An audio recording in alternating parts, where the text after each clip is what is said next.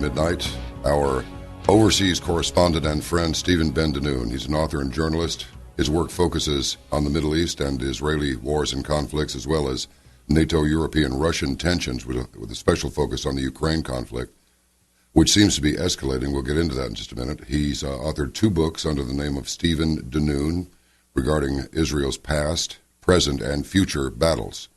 He's dedicated to uncovering the truth in a world of global bias. And ain't it the truth? Stephen, how are you? Where are you? Never mind, it's probably a secret location you're coming from.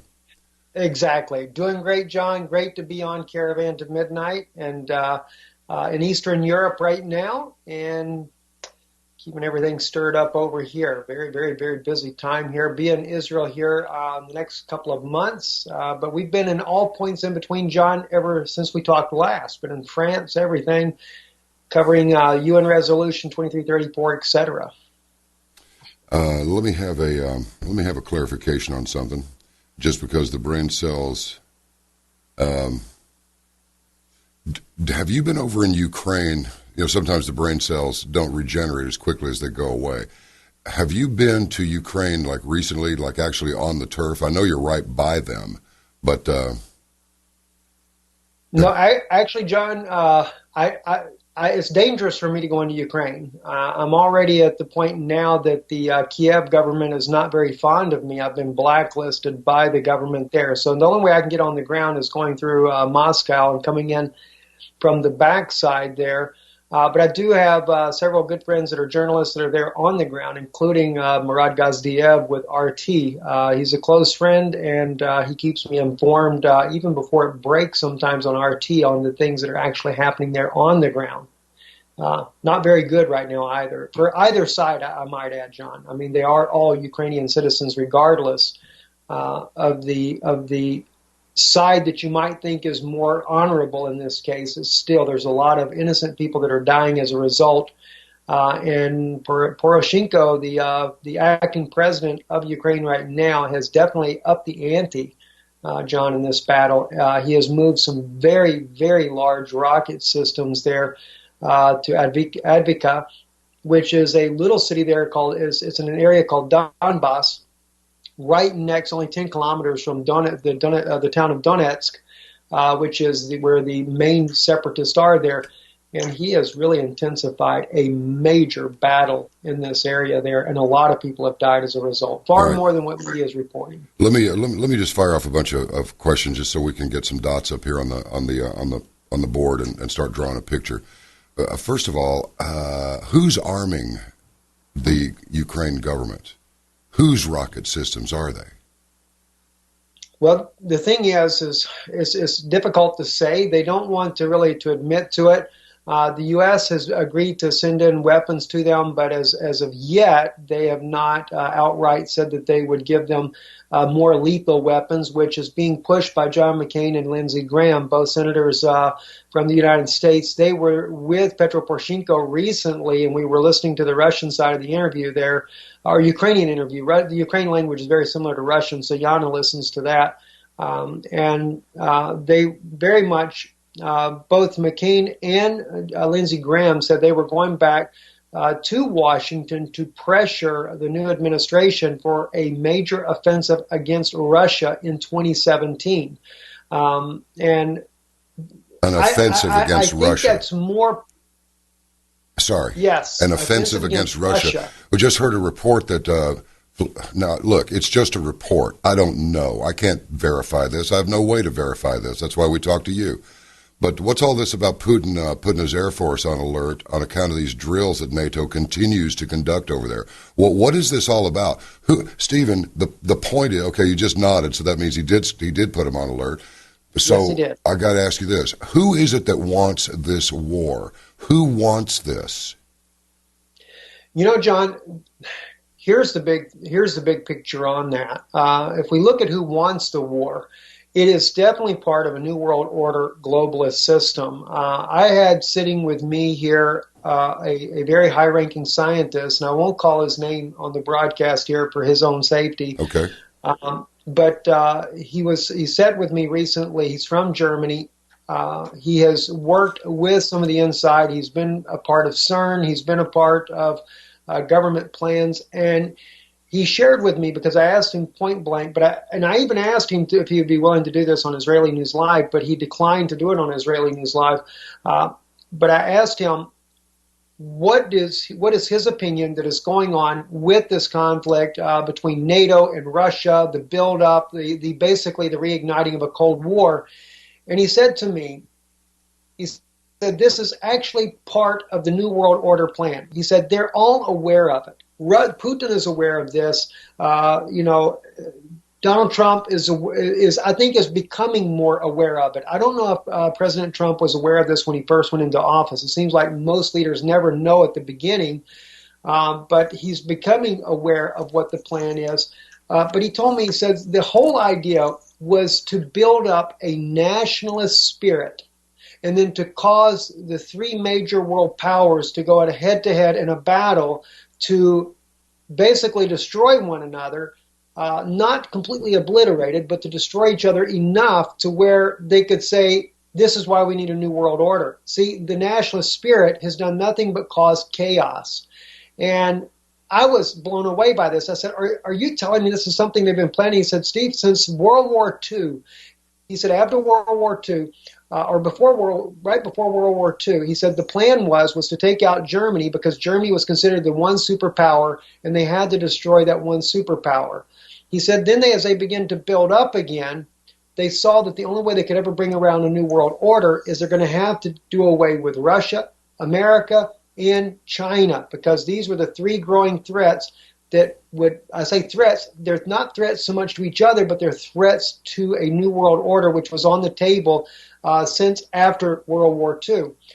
And he said, so they came up with the ideology that they would take and have these countries go to war with each other to thin out the ranks to bring out the new world order. He said Russia, though, and China protested. They didn't want to see this much loss of life amongst their own people.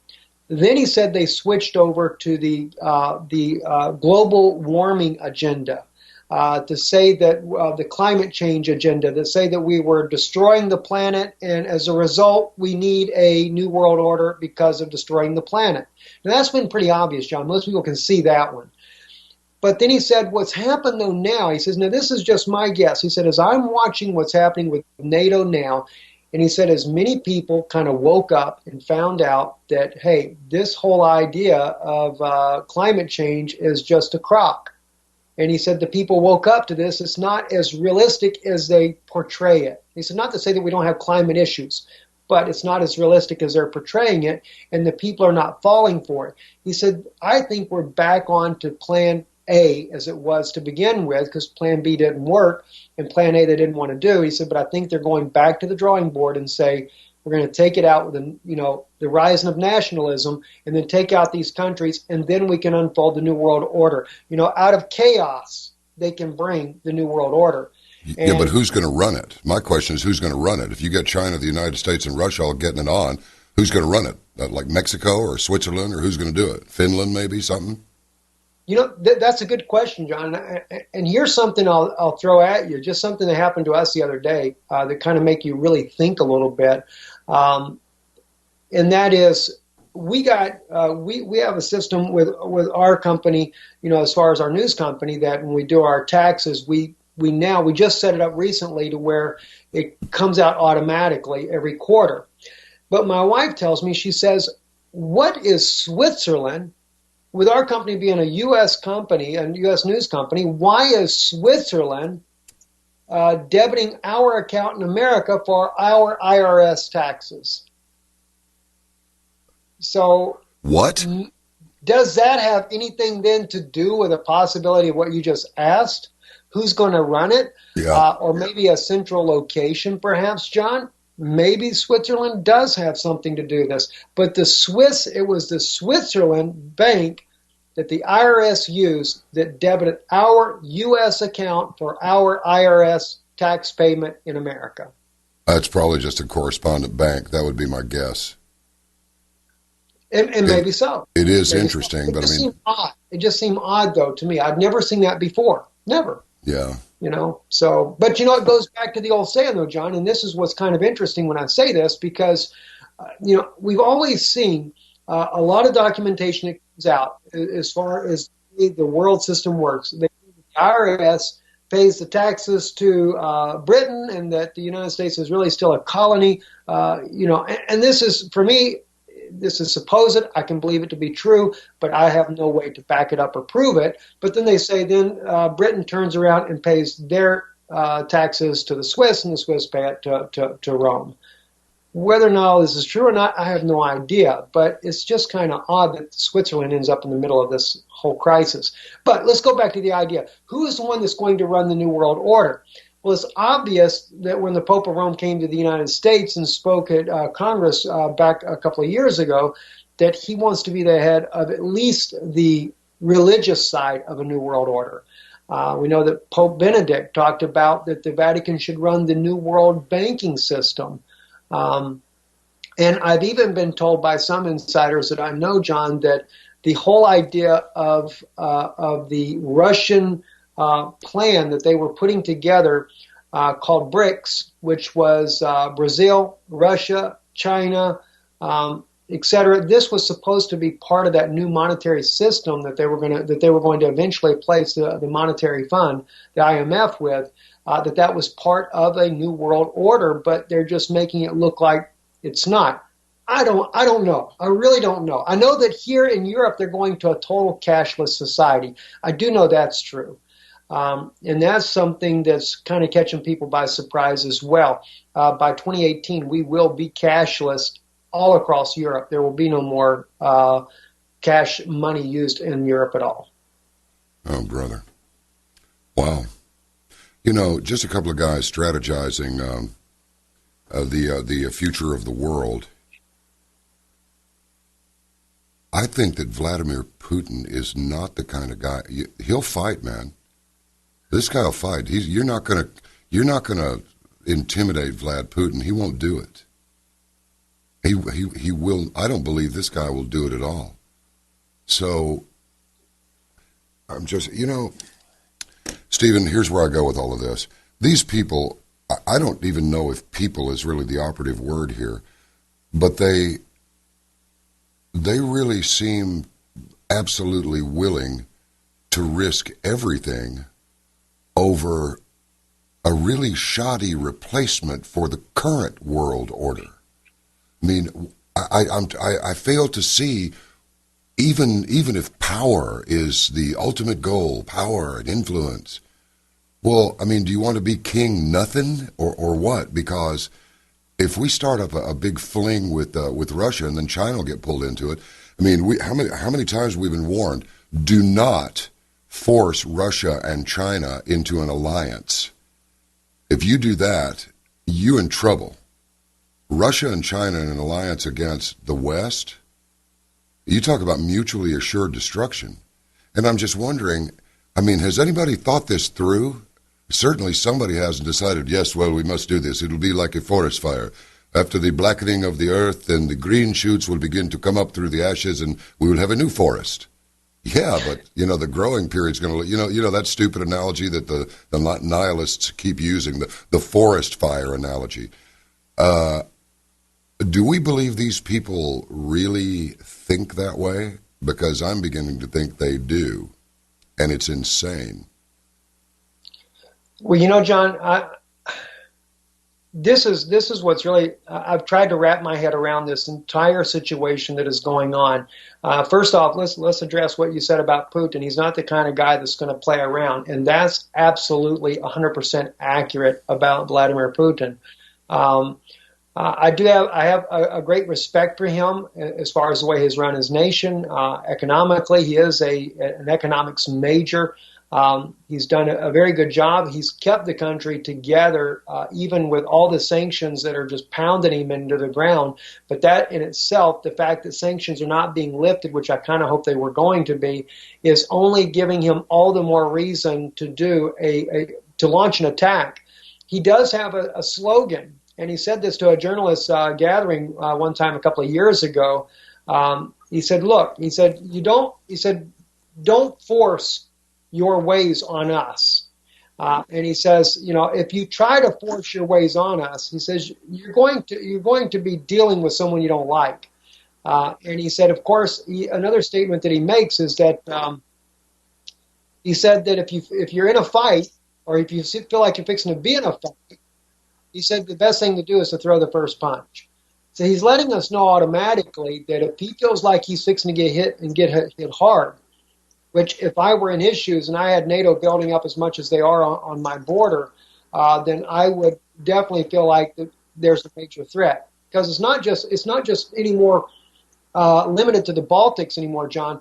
Now NATO is built up on all sides. NATO has troops in, of course, Estonia, Latvia, Lithuania. They have them in Poland. People say, well, Poland's not on the Russian border, but yet you have to keep in mind you have Kaliningrad just to the north, and Kaliningrad really has become the Cuban Missile Crisis for NATO. But at the same time, John, it was created by NATO to begin with, because as we have watched everything unfold, even from the time of the Maidan in Ukraine, as they call it, the uprising there, we have clearly seen the evidence that under the Obama administration would make the move first, Russia would counter.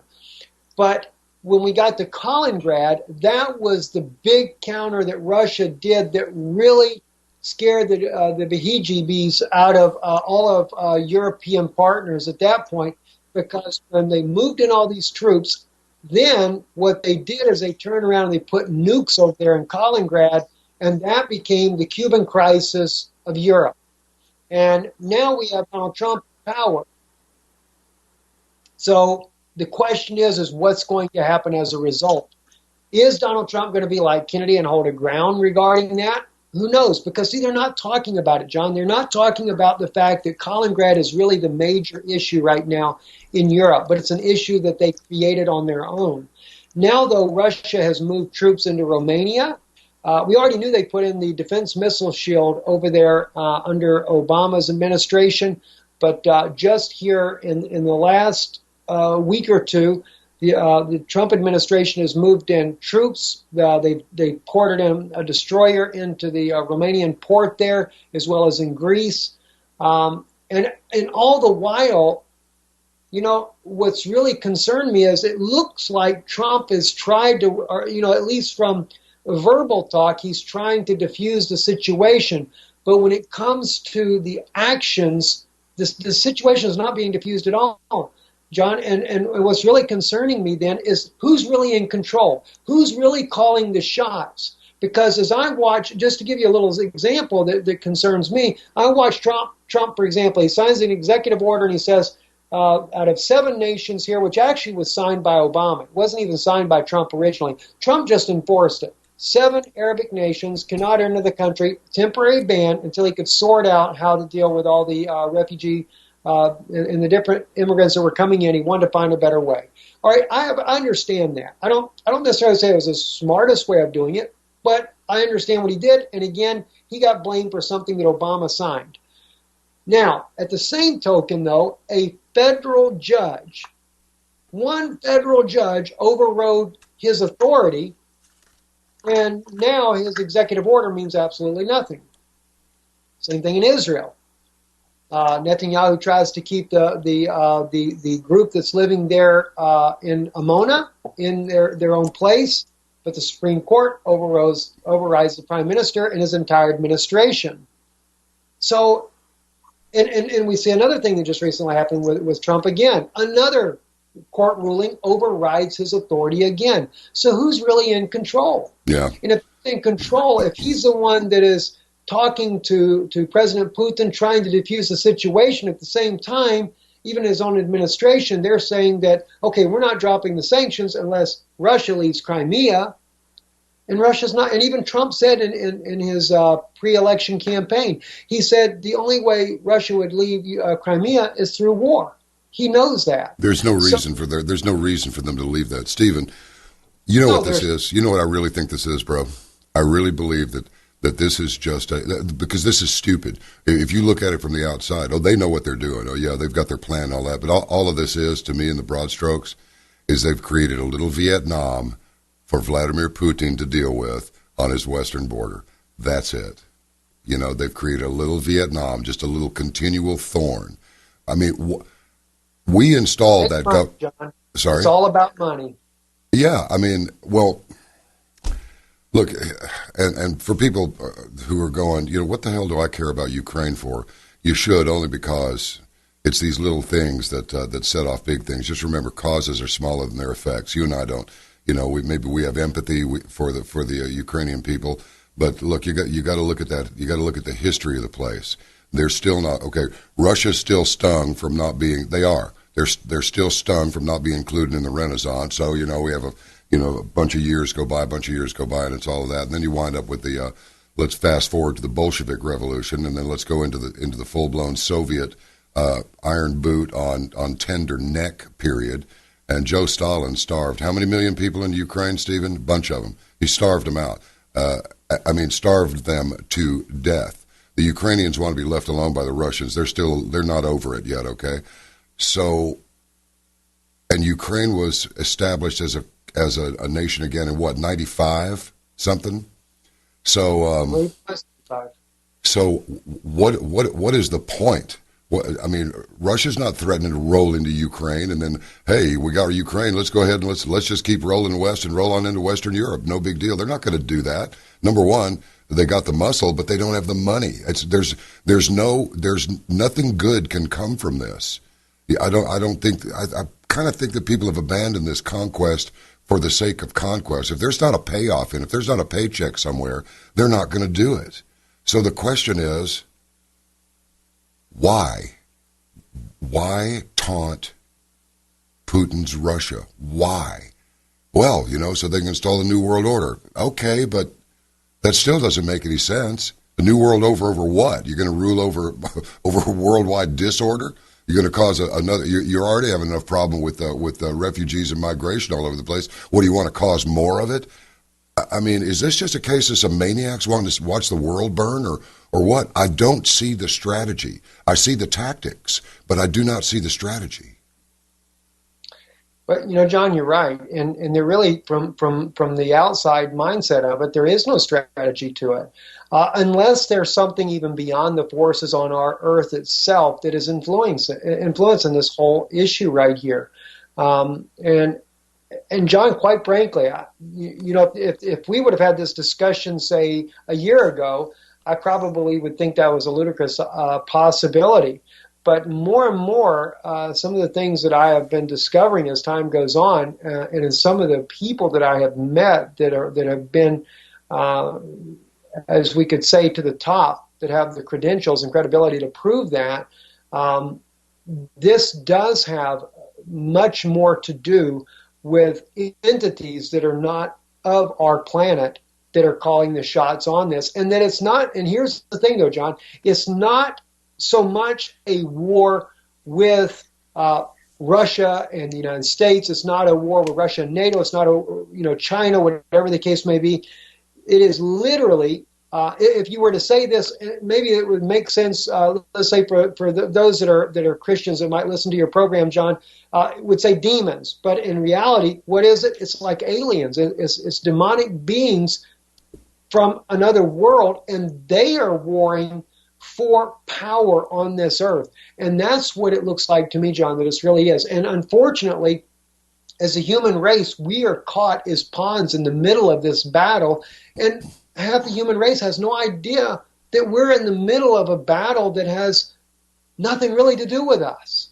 And the funny thing is, though, John, even that may sound outlandish to a lot of Christians, what I'm saying, but yet, I mean, Jesus is famous his words, if Satan's kingdom is divided, it will not stand. Do we really think his kingdom was intended to stand for eternity? Of course not. So something has to come where there's a divide. And then you see the little things that are said by politicians, both the United States, Russia, and even the Vatican. All three groups. The Clintons, Hillary Clinton says, if I'm elected president, I will disclose the truth about the alien deception. Okay, well, Medvedev, the prime minister of Russia, he doesn't even mince words about it. He says, if we told you the truth of how many foreign entities from other worlds are here living amongst us, it would cause mass panic. My wife speaks Russian, and he said exactly that. He wasn't playing games when he said it. And Russia did a documentary. They give it the same name as the American movie Men in Black that just seems to be a farce to begin with. But they did a documentary, and they clearly, I've watched the documentary, it's in Russian, but they clearly say that these beings are living in amongst us. And like I said there, John, I would have never believed anything like this before. But it seems to me, if we can see that the leaders of this world really have no control, they have no say-so, and we can see a president overridden, a prime minister overridden. In fact, one of the men that spoke to me privately about this, he told me, he says, I have a incredible picture I would like for you to see, and it's Putin talking to people that are sitting like on thrones. It blew me away. This blew me away, John. I mean, who in the world are these people? You know, and so what are we dealing with? I mean, what are we really starting to see something that we would say maybe, you know, and I try to be more from a academic perspective as far as a journalist, you know, but are we literally looking at something that it would be to the point of saying an apocalyptic type of an event? That it's not just so much a war that we're fighting with one another, brother against brother, like a civil war, but now nation against nation? Sure. But are we seeing something that's even bigger than that? I mean, John, you know yourself of things that soldiers have told you about these giants and stuff that were found inside, you know, that soldiers have run across and battled against. Yeah, it's not a lie. It's for real. Stephen, here's the thing that gets me. You know, of course, you didn't hear the beginning of the program, but it's very interesting that you went this direction. We see the insane behavior of people. It is insane. We see the organized rioters. We hear the unbelievably, I mean, I'm sorry to just put it this way, but we hear there's no other word, the stupid things that come out of the mouths of people that we've actually put in a position to lead us. These are our leaders. These are our congressmen. These are our senators. These people are our world leaders. Really. And then you think about, you just toss in something else. Why would you toss this in? It's related to it. How about when the Germans and the Americans and the Brits are all singing Silent Night together on Christmas Eve? How about when the sergeants out there in the field in these big infantry brawls back in World War I and II are telling their soldiers, lower your rifles and shoot at the other soldiers. They didn't want to shoot the other soldiers. That, you know, you've got your deer rifle. That's what it is. It's a big deer rifle, 8mm Mauser, 30-06 on the American side of things. You know, shooting at each other with game rifles. And these men don't want to do it. They don't want to do it. You know, anybody who's normal, when they kill a human being, they throw up because they know the God that's within them knows this is wrong. So we don't want to do it, but we wind up doing it anyway. It's almost like, I mean, these men who just fight almost to the death, and they both somehow survive, and they wind up hugging each other and crying because of the experience of threatening each other's lives and coming close to taking each other's lives, but it didn't happen. So then their humanity comes back. So you couldn't hear me say, of course, at the beginning of the program, what we're going to talk about is going to sound as crazy as hell. And I'm thinking hell's pretty crazy. I'm thinking it's the ultimate crazy, okay? Crazy, and not the good crazy in any way, shape, or form. Just you can't understand this level of insanity. It's so alien to you that it just puts you in a space you don't even know where you are. You're like in literally trapped in a nightmare. That kind of crazy, and you cannot get out of it. You can't snap out of it. And I'm beginning to think that. And look, I'm one of you. I'm one of you in the audience. I'm one of you, Stephen, and the people that you know.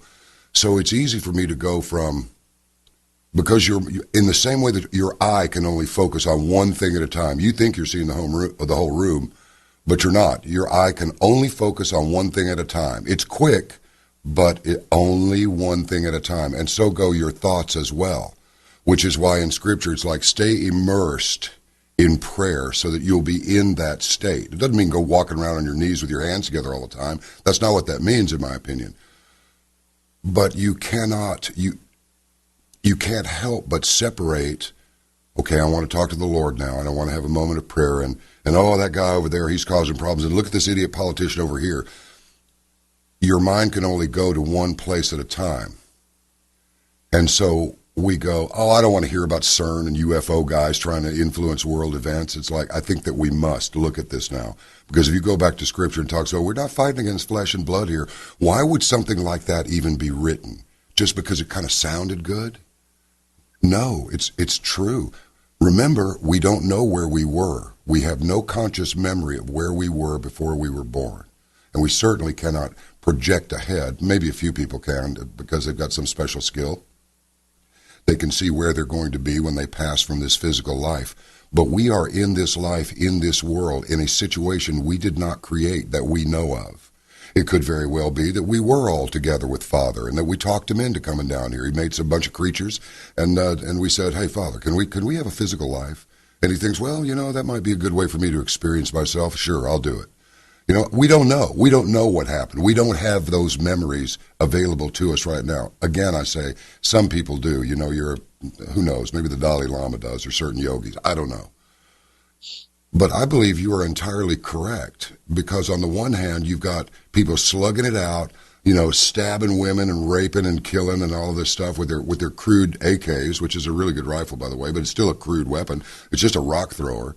And then over here to the west, you got guys trying to open a portal, and they're conducting these bizarre rituals, weird dances when they open tunnels, crazy Shiva statue out in front of it.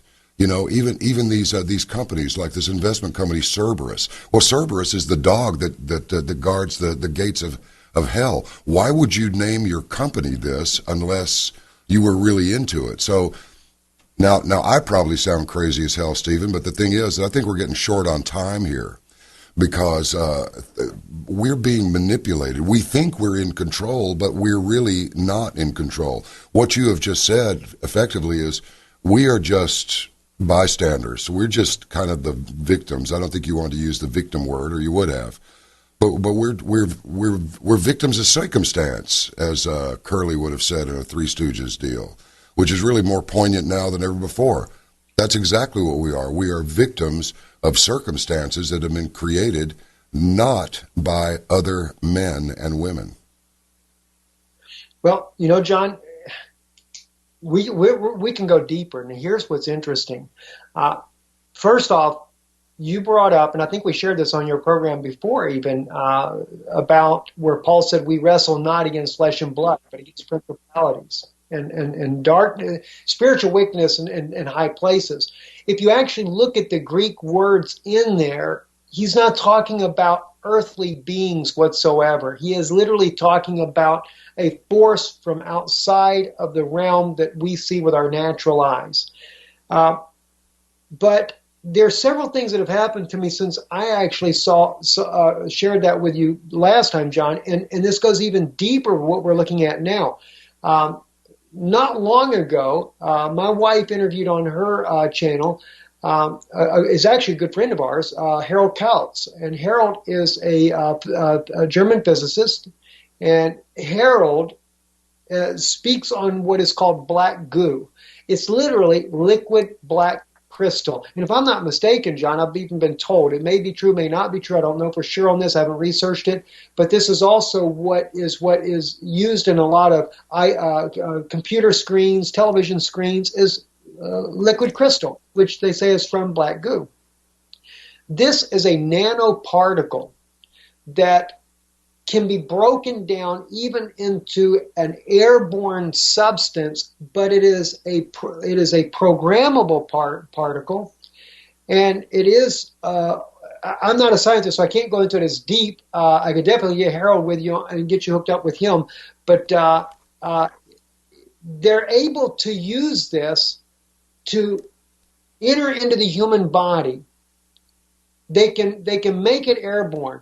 And the thing is, with it being a programmable matter, John, what really concerns me is this a substance that might perhaps be by chance be used with these more higher intelligent life forms, demons, we'll say, that are trying to manipulate the things that are happening on this earth? Is this something that they have given this type of knowledge to men on this earth, the leaders of the world on this earth, in exchange, say, for example, for technology, for knowing how to make a bigger bomb to be the superior leader of this world, or whatever the case may be?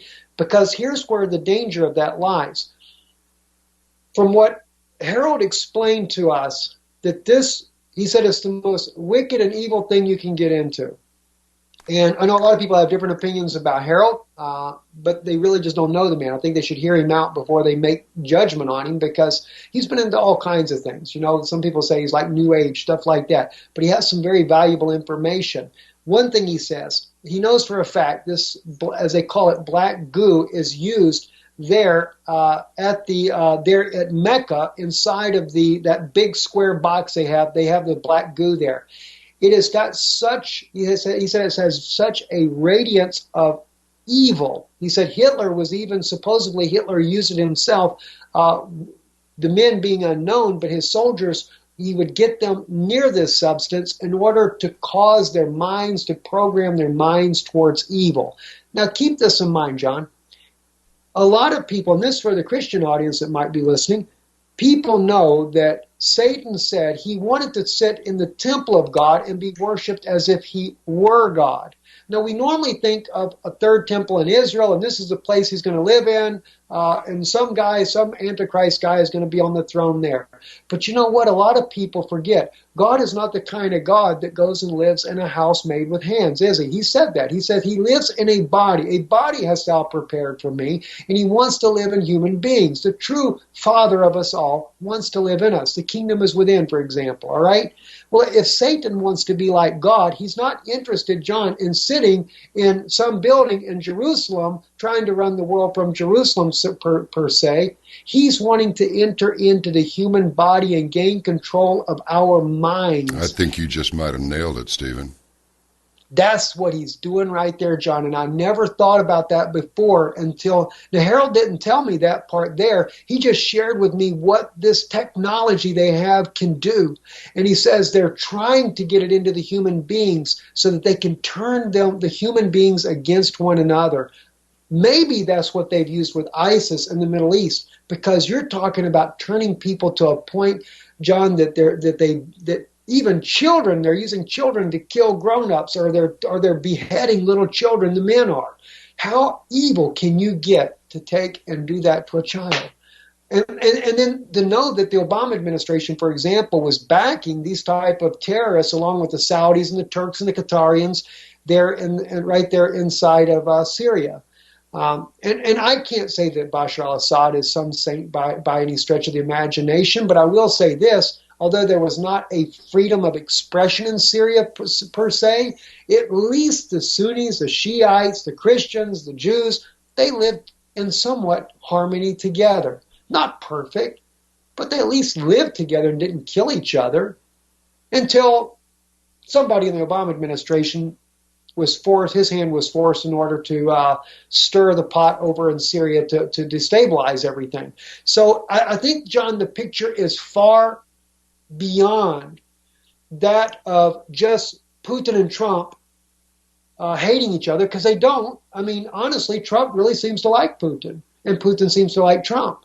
But then why then do the forces keep building up on their borders? Why does Russia send their Air Force on a snap check? And by the way, Russia's not only doing that, John. You know what Russia is doing right now that the people don't even know about?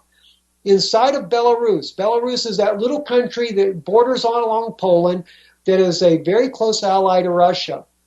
Russia, over the last 3 years, has sent train cars loaded with military equipment. Maybe from 2013, 2014, 2015, and 2016, I think they sent a total of maybe 400 cars of military equipment. Okay, John, in 2 months' time, January and February, Russia sent into Belarus, which is, like I said, bordering Ukraine to the south, Poland to the west, and of course to the north of their country is Lithuania and Latvia. They sent in 4,154 freight cars worth of military equipment into that little nation, and they're doing it. They say they're preparing. They're not saying a date or nothing, but it's called Zapad. They're doing a military drill with Belarus called Zapad, which means west in English. It's a Russian word, means west. And with NATO building up all over the place there, and yet the two guys like each other. I mean, somebody's running in the background, John, and it's not just Kissinger and George Soros, which the other day I thought about Soros. I thought, wait a minute, didn't Jesus make that famous statement? There will be wars and rumors of wars, and these are the beginning of sorrows. Just maybe I should say that's a pun intended. So, but it's getting nuts, John. It really is. I have never seen anything like this in my life. And as far as the technology, same thing with chemtrails. Chemtrails, Harold is a physicist. He says we can't say chemtrails are what they're using, but it is a nanoparticle that people are inhaling. Is what causes Morgellons disease, things like that. But chemtrails are suspected for it. But chemtrails can also be used to spread black goo. And there's only one way to keep your body from being able to, for them to implant the black goo, there's only one way that helps to prevent it. Yes. Oh, you want the answer. You bet. So, I believe I know the answer. I just want you to say it. Mouth. What's okay, that? This is from the scientist's mouth. There's no way to stop the nanoparticles from coming in if they're doing them airborne. It's almost nearly impossible to do that. But according to what Harold has shared with us on this, he said the safest thing to do is to try to avoid meat. He said the more you avoid meat, he said, because it slows down. There's something about it. I don't understand it. I don't know why it's like this.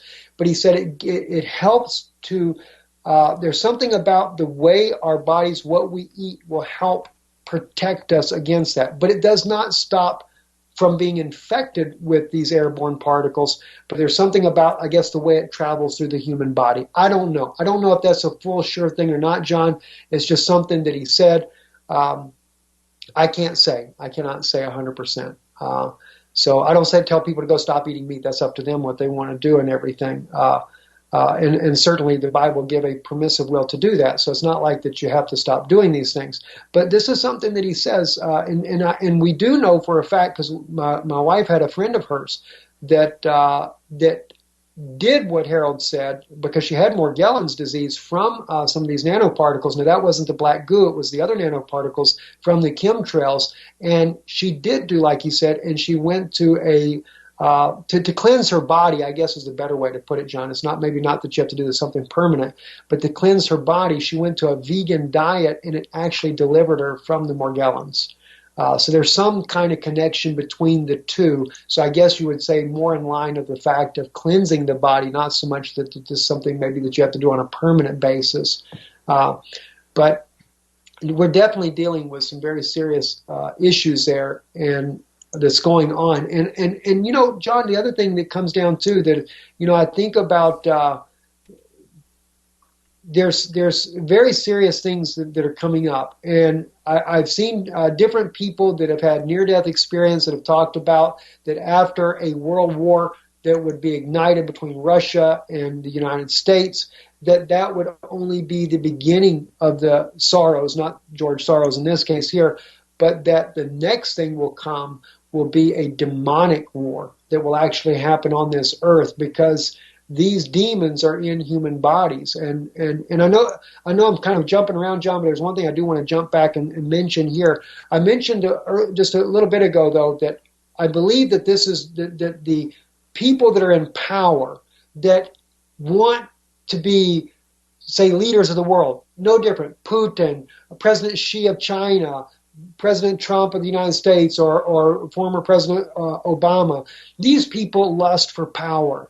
And I think in exchange, these demonic beings have traded off their knowledge that has caused a rapid an acceleration of technology in the world today, even beyond the Industrial Revolution, John. Now we have the electronic revolution that has happened here in the last 20 years or so, that we've gone from picking up a regular cord telephone to a cell phone that can, it's almost like when you look at a cell phone, I feel like you're looking at a crystal ball because it's got a lead crystal inside of it. You look at it and it'll tell you what you want to know. But John, here's the thing. That sounds to some people far-fetched. But maybe it's not, because if people go back from a biblical standpoint, let's say from the book of Enoch, which is still I think it's in Genesis as well, what did they do? What did those fallen angels do? They came down and they exchanged their knowledge of how to temper metals, how to use makeup, and it's not to say that things that they necessarily were giving were altogether bad, but the point was they were sharing technology that they had with the early civilization of the children of Adam and Eve, and this is when things got chaotic. And if Jesus says, as it was in the days of Jonah, not Jonah, but in the days of Enoch, Noah, actually, I should be saying Noah and the flood. I get too many things and thoughts in my head at one time. But as it was in the days of Noah, so shall it be in the coming of the Son of Man. So when the Messiah is supposed to return to this earth, then the same scenarios that were going on back then, fallen angels were coming down. They were cohabitating with people. And there's even talk about, John, there's talk about children being born now that they don't even have to have a father. They can take and this just came out in Science magazines the other day. They can take skin cells that you have and create a child for a mother with skin cells. I mean, it's getting stranger by the day, but if you think about it, as it was in the days of Noah, so shall it be in the coming of the Son of Man. Oh, yeah. The technology that was back there, it is even believed that caused the antediluvian destruction, the flood on the earth as we would call it, was actually caused by a nuclear weapon. Yeah. I don't know if you've ever heard that before, John, but that has been believed by some of the scientific community that they had developed nuclear technology and they used it during that time frame, and that's what actually caused the flood. So what's going to happen this time? Hey, why not? Science is science. What exists now existed then. It was just I used to say this all the time. Well, not all the time, or I would have sounded like a complete moron, but planet Earth is a place where you can do anything that you can think of, anything. The trick is figuring out how to do it, but it can be done. So why not? I know the answer to that. John, I'll tell you something that'll blow you away. And I had not done the research on this at all. Maybe I mentioned this last time we spoke, but I've gone further with it since then. Sitting one day, I just picked up one, because we research ancient documents, and I was studying a scroll called the Apocryphon of Moses, where Moses writes a letter to, or supposedly he is speaking to Joshua, the man that was to take his place, and he tells him a very odd thing. He says, "Take the books that I have written and hide them in an earthen vessel." Now, that would not sound odd, an earthen vessel, so everybody would think a clay jar, right? But then he says something different afterwards, John. He said that was made from the foundation of the world. He was literally, and this is something that just come to my heart, he was talking about that Joshua was to read those books. He was the earthen vessel that was made from the foundation of the earth. In other words, we are from the dust of the earth. Our bodies are, as you eat whatever food you eat, whether you eat a cow, whether you eat a plant, that is coming from the earth. It is making up your body. So you are a clay being, so to speak. All right. So when he read those books, though, the thing that came to my heart, John, was that it was encoding upon his DNA. Now, not only is it coding upon his DNA, John, you know this for no doubt, if you think about it, and everybody that's listening will know this, whether you be man, woman, whatever the case may be, every child that is born on this earth picks up traits and things from their family. Oh, absolutely. Even if you've never met your dad. I didn't see my father until I was 26 years old. And practically everything that he knew or did, I knew and developed without ever being taught. Sure, if the physical characteristic can carry forward into a generation, the child's never met his father, but the mother, who somehow, through circumstance, has been separated from the father, who knows what was the reason, she looks at her son and goes, he acts just like him. Exactly. Now, when I saw this writing there that Joshua said and the things that he said there, I knew immediately that he was saying that it would encode on his DNA and that would be passed down from one generation to the next, to the next, to the next. Because Moses makes a very odd statement. He says, why do you cross the sea to look for the word of God? He says, why do you dig in the ground to look for it? It's in you. It's nigh you, in your mouth, and even where? He said, in your heart. And even they find out from transplant patients, John, that when they move a heart from one patient to the other, they pick up the memories of the patient that they received the heart from. Too many cases have been documented. You are entirely correct. Yes. Now, here's the thing where I'm going to with this, John. This is something, and I've been dealing with this recently, and it's really coming on my heart greater and greater all the time. And I finally started learning things. You can literally, because remember, Jesus says the kingdom of God is within you. So all those memories from our ancestors, and we're from Adam and Eve. I mean, let's face it, the humanity is from Adam and Eve. His memories have been transferred from one child to another, to another, to another, and it's in you. And if you think about it, when people, suddenly you hear a word, and next thing you know, you remember a childhood memory just from one word, an odd word or a song pops in your mind that you haven't heard that song in 30 years, and it pops in your mind. Wow, I forgot all about that. I have things like that, John, that take me back all the way to the time I was 3-4 years old. All right? Those words trigger memory that is on your DNA, and not just your DNA. I mean, everything's in your DNA now, but even your ancestors' DNA can be triggered by words. And I think that's going to have a lot to do with our ability to overcome what is coming now. The Bible speaks of 2 witnesses coming, John. Who are the 2 witnesses?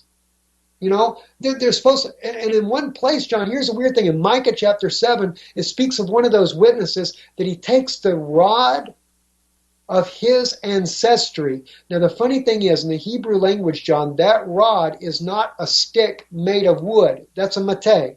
This is a different rod. And it literally, if you look at it, it's his DNA.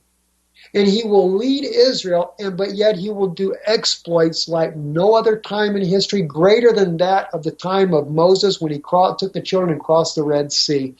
Something is about to happen. And see, those demons are afraid of us, John. That's one thing I know. They're afraid of us because within us is a much greater ability. And I saw this in the ancient readings as well. The ancient documents, like this one that I was reading about, where I got some of this information, the Apocrypha of Moses, they're afraid. The fallen demons are afraid of us because we have a greater ability than they do. But you have to wake it up inside of you. And that's what the people have to learn. And you do that through prayer. Prayer, meditating upon the Lord, and he will wake that in you. And that is what will make us an invincible army against what's coming against us in the very near future. That's why Paul said, you wrestle not against flesh and blood. But he said, what? Put on the whole armor of God, and it's all in you. Why do we look anywhere else? You know, and it's interesting. You just you spawned 2 or 3 thoughts here. I'll be brief with them. But, and I've said this recently on the program, that God spoke things into being. He spoke them into being. And then let's go to a point number 2. When 2 people get together and they, in the name of the Lord, decide that they're going to do something that's acceptable to him, and they agree on it, it's going to happen. Which is exactly why, it's been said that the tongues were confused so that there would be no agreement when the big Tower of Babel was going to be built. It's like, well, I know how to mess this up. I'll fix it to where there can't be an agreement, because if they speak it into existence, it'll happen. We don't want that.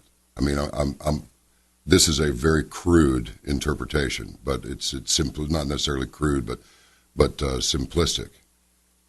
the thing is, and now I'm going to bounce to something else, and that's Florence Nightingale, when she said that the reason, this is a slight paraphrase, but it's close enough, the reason that people stay up so late at night and more rarely get up so early in the morning is not because there's not enough time in the day to get things done. It's because they have not allotted any time to themselves. And so when you think prayer, it's almost like looking at a can of soup or something. It says family size. It's got this cartoon of a the happy husband with the smile, and you're going, family style. That's just so goofy, And it prejudices your attitude toward the product simply by the words that are used and the implications of these words. So when you say prayer, if you want a different word that means communicating directly with the absolute master creator of the universe, well, pick another word. If you're burned out on the word prayer, pick another word. Let's throw a little Shakespeare in here. You can name a rose anything you want. Still smells good. Or actually, a rose by any other name would smell as sweet. But you get my drift. It's like these words, maybe we've stumbled upon something here. These words are harming us. These catchphrases are harming us. These cliches are harming us. They are limiting the scope of our understanding. They are locking us into limited understanding and throwing a big goo of prejudice on us to where we cannot expand past that confinement. So if we and look, what's been done to our language? Look at the beautiful letters that were written by just soldiers in the field in the Civil War comes to mind the quickest. Beautiful language, beautiful penmanship. Look at the tests that people took in the mid 19th century regarding grammar and math and things like this, principles that still apply today. Look at the difference between their tests and the tests of today. We have been deliberately, our hard drives have been limited and limited and limited and limited to where we're about to cross that threshold where we have no concern for anything beyond our primitive needs. And at that point, we're being cut off. We're being cut off from God. Is that too strong? Not at all, John. That's facts. And not only that, these demonic entities have tried to limit the ability of the strands of our DNA so that, one, they can cut our life shorter, the lifespan shorter. And I like what you said, John.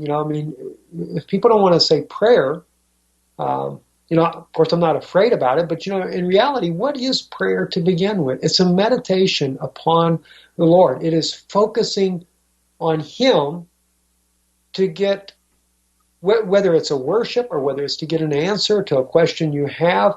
But this society that we live in has really been, it's been made to rob you of your time. It's been made to keep you busy as a slave. We are really, John, we are really living in a matrix. If you really get down to it, it's kind of interesting. We hear the term prison planet, not necessarily speaking of one particular program, but just the very word prison planet. The prison is the human body. That's the prison. It's just the fact we're on this planet.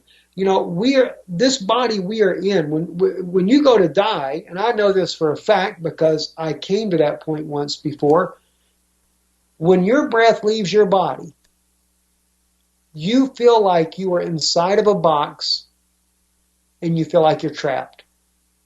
I reached that one point one time in my life.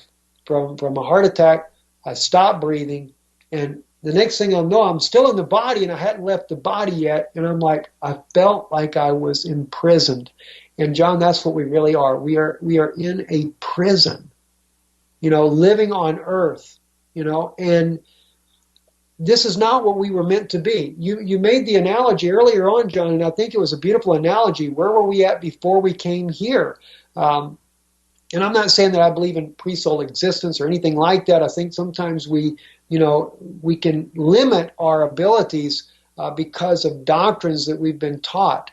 But in reality, if you're an eternal being, because you have eternal life from Yeshua, if you've got eternal life from him, eternity has no beginning and it has no end. So where were you then? Where was your soul? All right, you might say that it was in the mind of God. Okay, great. But if it's in the mind of God, it still existed. Okay, whether or not we have the ability to remember that or not is one thing. But nonetheless, something has got to change quick, because at this rate right now, these demonic beings that are working in the background are bent on having us kill each other. And the same thing with the wars. Trump maybe doesn't want a war with Russia. And I don't believe that he really does want one. I don't. But then again, look what's happening in the country. He's trying to quickly try to put things back together. But then all this radical people that have I've never saw a generation lose its mind like they have in America, John. I just talked to a friend the other day on the phone, and she says, "Oh, they're rioting down here." She said it's all across the nation. Everywhere you turn around, somebody is protesting and protesting. They hate Trump. They hate Trump. They say he's racist. He's this. He's that. Well, why all of a sudden Trump? Why didn't everybody every time else you got a president you didn't like, nobody acted like this. John, this was a setup from the beginning. And it's a game being played because Satan wants to dominate the human race. He wants to live in this human race, and then he wants to control it. And he could care less if you live or die. In fact, if anything, John, I'll tell you something. I got to throw this thought in there. I'm sure many people have saw the child's cartoon that they made as a movie out of it. I don't know who makes it, but I remember seeing it one time, Monsters Incorporated. Yeah. How they go in there and they scare the child and it builds electricity. I don't know if people realize this or not, John, but these evil forces, they have no life of their own. Their life is limited. If they die, they're done. That's it. There's no coming back. There's no eternal life. They're done for. They feed on our life, John.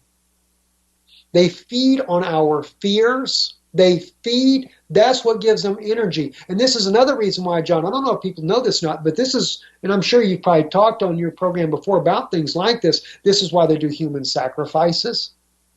They say the one that they showed on the video, they say it was a fake sacrifice at CERN. Well, according to a friend of mine that knows these people and knows the scientists that work there, he said it's not fake. And then we got information recently, and I haven't been able to follow up on this as of yet. There was a Polish soldier, and he tried to give his testimony of this and died with his last breath in the interview with a journalist in Poland, trying to say that during the time that they had this big youth movement, where even the Pope of Rome visited to Poland, that there was a group there. And I don't say that the Pope had anything to do with this. I'm not trying to insinuate that. But there was a group there, and they claimed that this soldier claimed that they were doing it to sacrifice so many children were going to be sacrificed during that event. But now that's sacrificial service. But what else do they do? What are the wars, John? The wars are sacrifices to a demonic god. It's to a fallen, as we would say, Satan himself. He needs blood. He needs sacrifice, and that's why they do these wars. Because these demons feed off of the death of those people and off the misery and pain and even the torture, things like that. Any of that. I mean, this stuff is true. It's not just some, fiction thing. This is a reality. And there's a lot more to it than I can even express, because mine is more from, maybe from a spiritual type of background and then study of history of things like that. But even from a scientific standpoint, speaking with Harold, he has talked about, he's said the exact same thing. He said they feed on fear, they feed on death, and then again, the black goo. That's a new thing too, John. I don't know if you knew about the black goo issue there, but that is a major thing that is going on right now because of it being a programmable matter. So what's happening to this world, and where are we headed? I think that we are about to see a major. Let's change gears here right quick. Hamas and ISIS are hooking up, yes or no? Yes. Yes, they are, John. And they have, ISIS has launched rockets into the southern town of Eilat. Just that happened today. Israel's Iron Dome intercepted those rockets that were coming, all but one. They intercepted three. A fourth one landed inside, didn't hurt anybody there. Israel, though, and that's another thing altogether as well, John, that concerns me as well. I know that Prime Minister Netanyahu has clearly made it the statement known, if Hamas sends rockets into Israel, he will respond with a heavy hand. And he does. I can't say that I 100% agree that that's the right way to go about it. I guess, though, in his way of thinking, if he sends a clear enough message, it's supposed to be a deterrent. But unfortunately, with Hamas, it's not a deterrent at all. And I am very concerned, especially to Prime Minister Netanyahu. He's making a lot of provocative moves. I actually agree with some of the moves he's making, though. I know he's talking, they're approving more settlements inside the West Bank. And some people, John, would say, this is crazy. Why is he doing this? Well, he's doing it because Trump's in office, and Trump is more of an advocate for Israel than any administration in recent modern history whatsoever. So he's taken advantage of that. But we had Avi Ablo on Israeli News Live recently, who he's the CEO for 12 Tribe Films out of Israel. And I've always known that according to the United Nations agreement under the League of Nations, Israel was supposed to be given all the land that was west of the Jordan River. But he brought out something, John, that I did not know about. He said the disputed land inside of the West Bank is actually disputed as based on Jordanian land ownership papers that was issued during the time that this land had already been given over to Israel based on the 1922 agreement. He said there was no agreement for a West Bank. And after the Independence War, he said the Jordanians then became an occupying force inside of the land that was promised to Israel according to the 1922 UN resolution. So it's really being portrayed differently in the public's eye, but I did understand what he was talking about, and he said the government encouraged it under Ariel Sharon to build these settlements in there. Now, this thing going on with ISIS, this thing going on with Hamas, etc., all this is being amplified as a result of, I think, the issues that are going on in the West Bank as of right now. But Trump has said he is for a two-state solution regardless, and I'm concerned that everything is just going to spiral out of control, though, in the long run.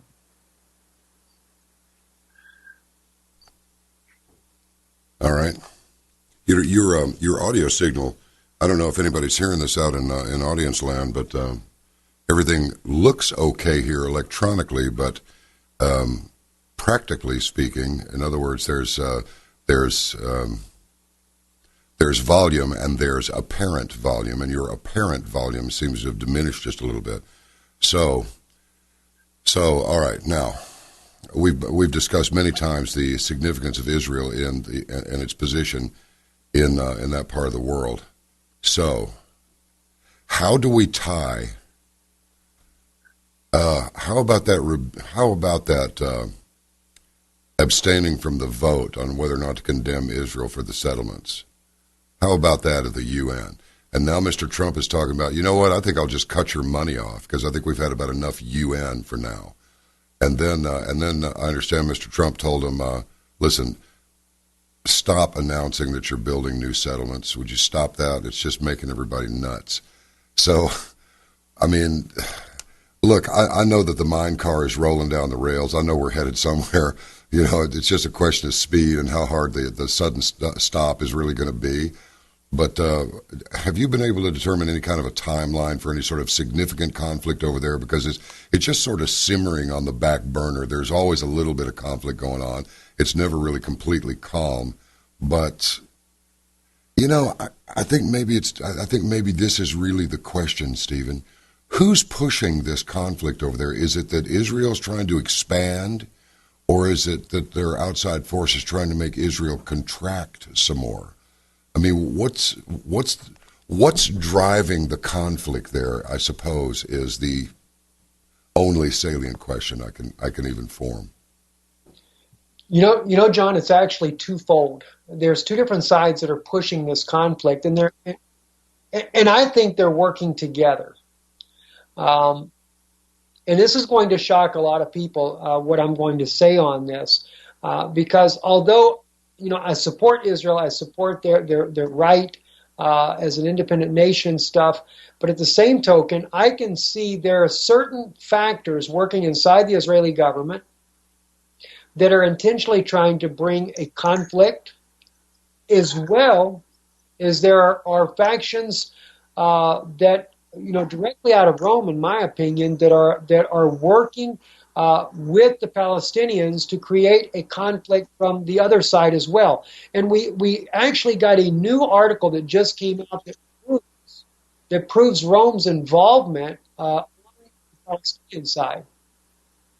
And that was, John, that what happened on the Palestinian side was that the Vatican came out and actually condemned publicly and sided with the Palestinians regarding the West Bank and what's going on with the building of the settlements. So Rome is clearly involved in this.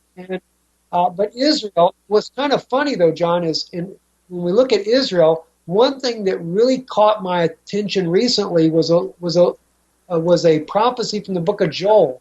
And it's actually because a sister wrote me a message asking me, she said, Steve, what is this about selling a boy for a harlot? And in the book of Joel, I think it's chapter 3, and selling a girl for wine. What is that all about? And that was an interesting question, because what that is actually about, I believe that the selling the boy for a harlot was speaking clearly of Shimon Peres. And we know the Oslo Accord in 1993, 1994. This is what gave birth to the Palestinian Authority. And what was it? It was literally this boy, this Jewish boy, was sold for a harlot. And of course, the harlot is nothing more, nothing less than the Vatican system, not the Catholic people, but the system itself. But when it says they sold a girl for wine, the girl represented Israel as a young nation, and she was sold out in order for the Vatican to get control of Jerusalem. So really the big picture here, John, is Rome wants Jerusalem as their own international city. And from there, this is going to be the center, the hub that's supposed to rule the world. Now, I can't say that necessarily that means that Rome will rule the world, but it's going to be like a global governance that's supposed to be there. So in saying that, we see that Donald Trump has talked about moving the embassy to Jerusalem. And now I know Rabbi Yehuda Glick, he is saying that the move of the U.S. embassy to Jerusalem will give way to the building of the third temple. Well, he's actually right. And this is what the Pope of Rome really wants as well. But not for the Jewish purpose, it's for a different purpose.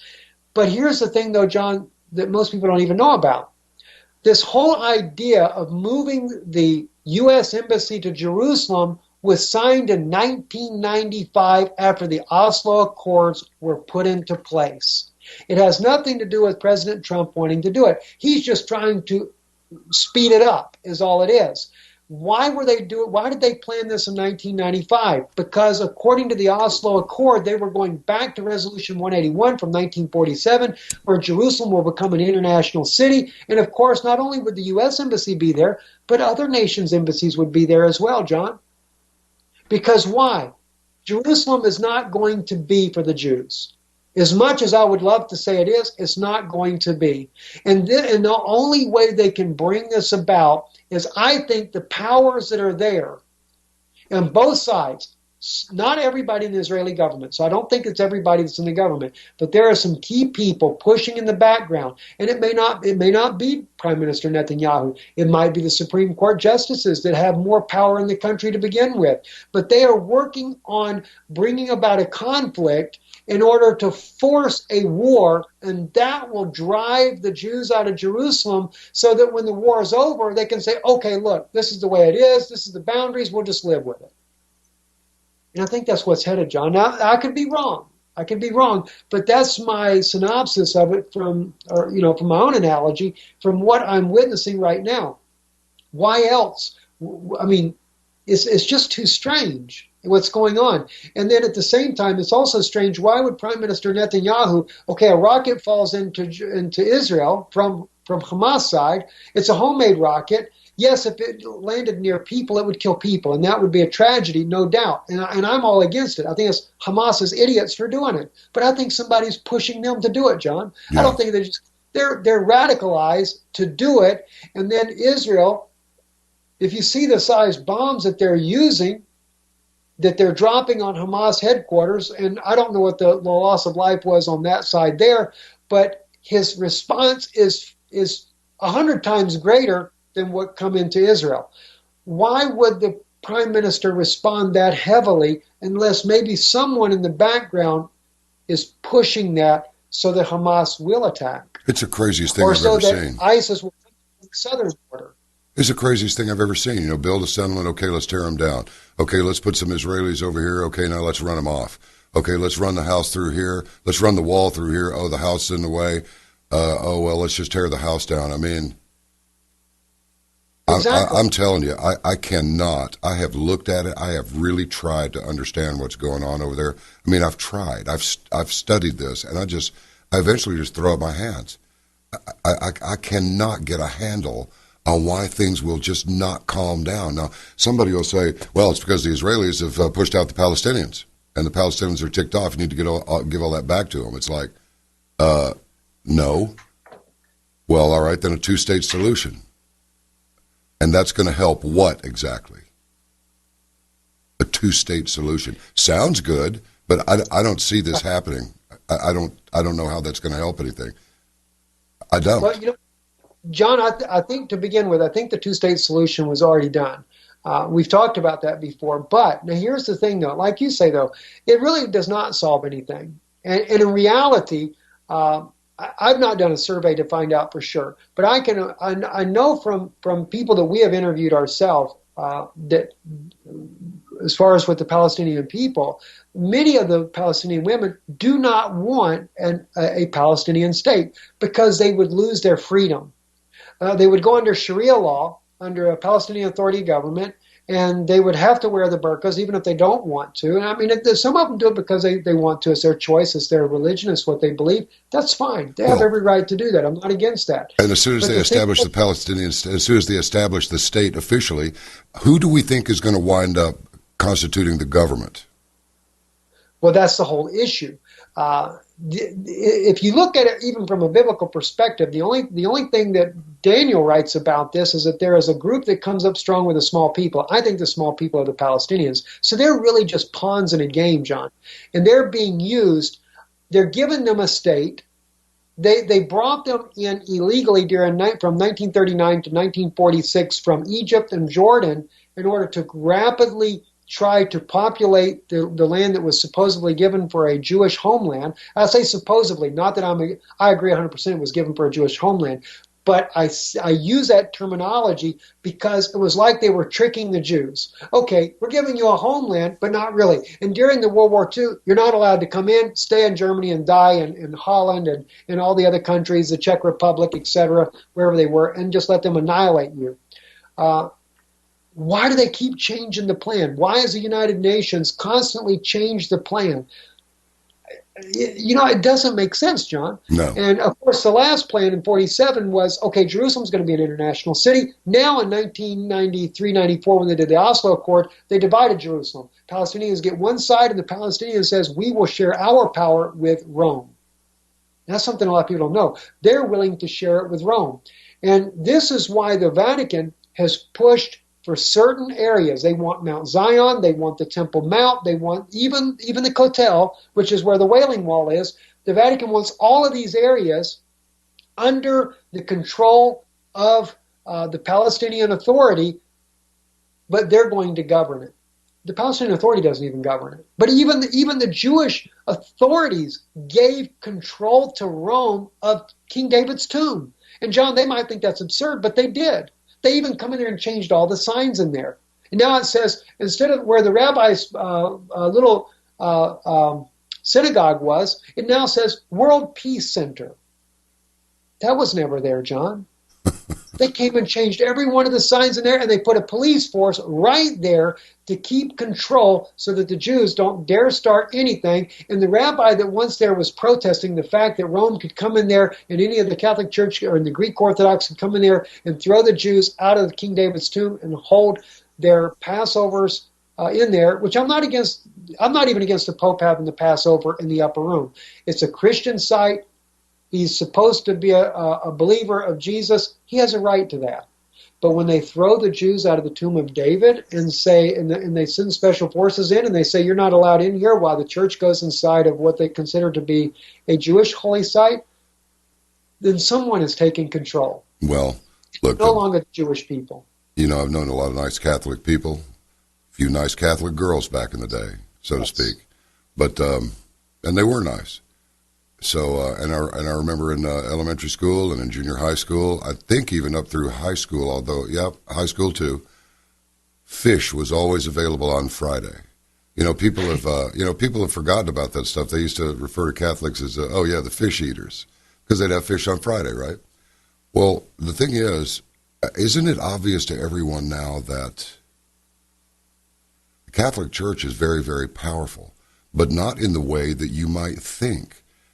To me, why don't I just go ahead and go all the way over the line here, okay, into the, Wells is crazy, he's gone too far this time. How about the UN and the Catholic Church?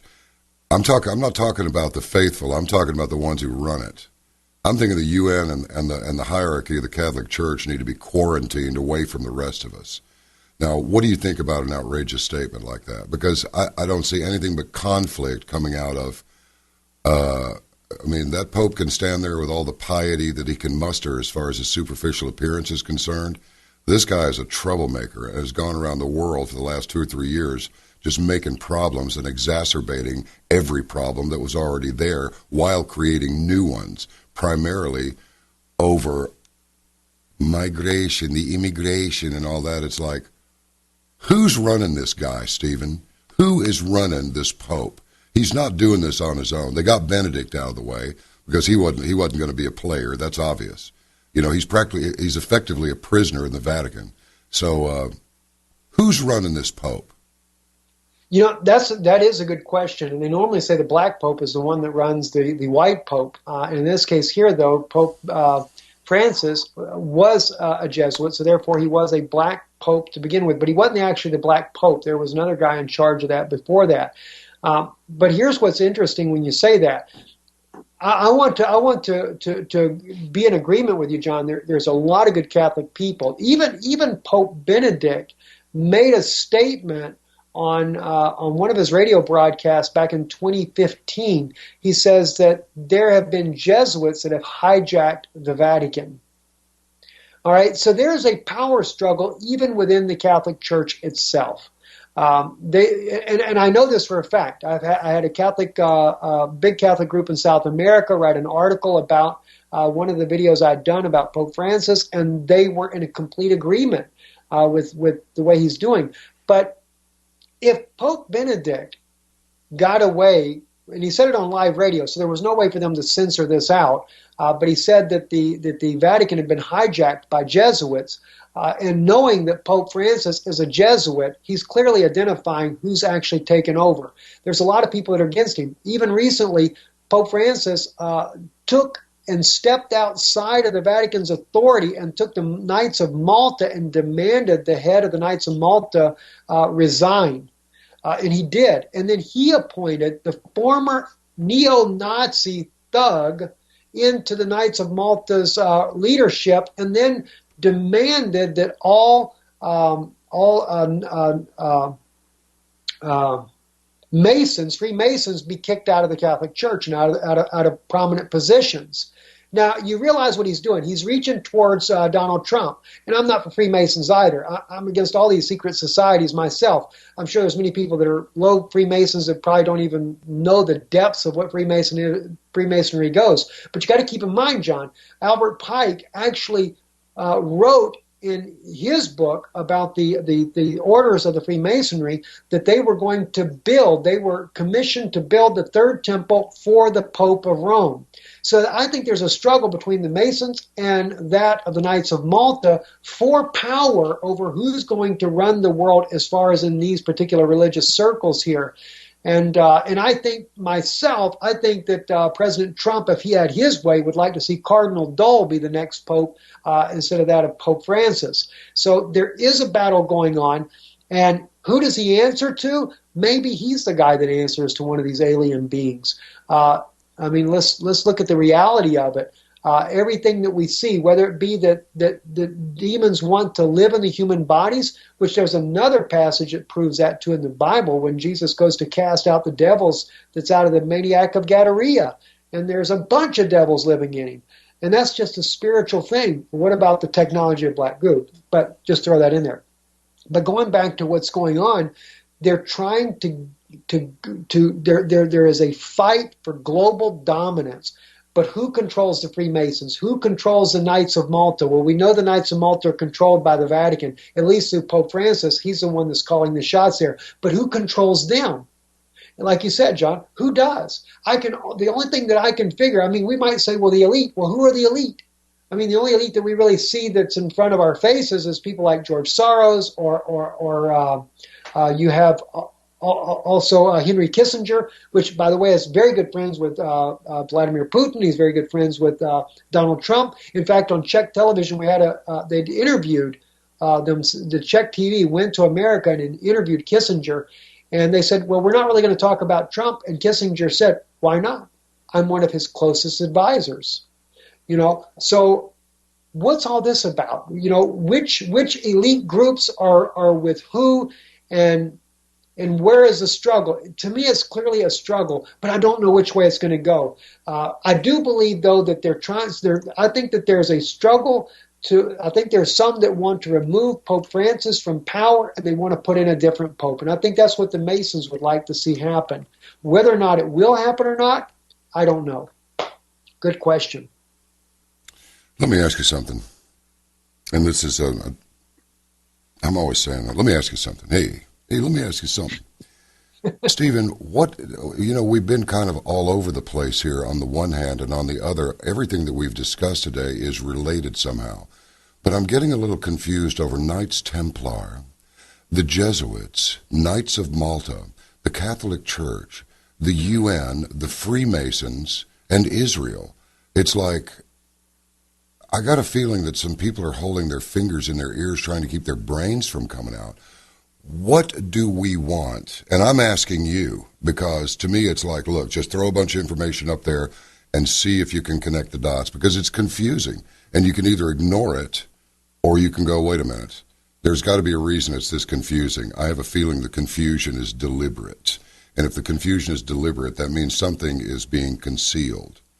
What would we want our audience to take from this conversation that we have had today? I think the best thing that we can get the audience to pick up on this, John, is that all of these entities are evil to begin with. Everyone. There is no good one. As you mentioned as well, that the Vatican controls the United Nations. They were basically the architect of the United Nations. So every one of these entities are demonic in their nature. We were never meant as children of God to rule over one another. That was never the divine plan of God, for one to be the boss of the other. I know there's some that would try to say, well, man was to be the boss of woman. They say that because of Adam. He shall rule over you. In Hebrew, it says that because of his fallen nature. He would do it not because of divine will of God, but as a result of a fallen nature. He did it because of a sinful nature. So all these different entities in the world, whether it be the elites, whether it be the presidents, the different rulers. This is Satan's system to begin with, and that's what we're up against right now. And I think the main thing that we need to take from everything that we've thrown out here today is to go back to the part where we talk about it's, with inside of you, within your heart, the goodness that God has placed in you. That's what we need to be able to break away from this nonsense. Are these things going to happen? John, probably so. I mean, we see the prophecies, but there's a lot we can do to change things as well, because we have the power from within our own heart that, the Father God has given us to be able to overcome a lot of this nonsense. But it would take waking up everybody. Each individual would have to wake up to recognize that they are really a child of God, and they don't have to act like this. We don't have to war against our brother. We don't have to go to war and kill each other. And I realize, John, that people would say, well, Steve, the Bible says that God has put these people in authority, to help to deal with evildoers. I realize that. I appreciate that, and I do realize that as well. But what I see, John, is things are spiraling out of control, beyond really what we can do ourselves, other than warn others that this is what's going on, and don't put your trust in man. Don't, as much as I appreciate a lot of the things that President Trump is doing and trying to do to restart the economy and things like that, I still don't look at him as the savior. I say that to my Jewish brothers. He's not the savior of Israel, but I appreciate his stand with Israel. I appreciate that tremendously. But we have to quit relying on resolving the issues that we're faced with by some great world leader that's going to change it all, whether it be the Pope of Rome, the President of the United States, Putin, or anybody else. None of these guys are going to change nothing, John. They're not.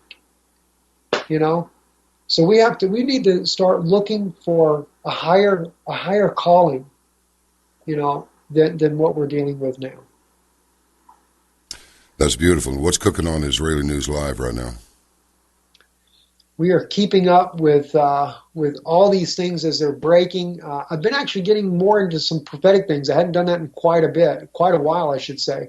But we definitely need to get John B. Wells on Israeli News Live to get some perspectives with you. But that's what we're basically trying to cover, looking at the events as they're unfolding, and also at the same time, if it's relevant to something prophetic that we see going on, we try to help people kind of grasp that as well, because sometimes the prophetic side of it, John, is what helps us to better understand why these things are happening, because otherwise we would just look at it as a bunch of chaos. So we try to do that, but at the same time, we're trying to also keep up with the real-time things that are happening, and of course they're breaking forth so fast, John. There's just no way. There's just no way to keep up with it. And unfortunately, about the only way you're going to find any good news is maybe look to the animal kingdom and see how they love one another, except for the lion that wants to eat the other guy. That's a little different. But wow. I got one last question for you, because I know you got to go pretty quick. Look, Turkey's been real quiet lately. In the recent past, very recent past, all kinds of stuff happened over there. Our one of our bases got locked down.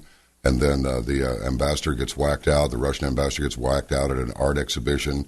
And then right after that, on Christmas Day, that Tupolev aircraft gets something happened to it, but it crashed.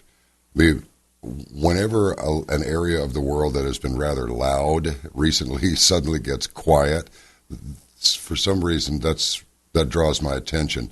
Anything cooking over there that seems to suggest something?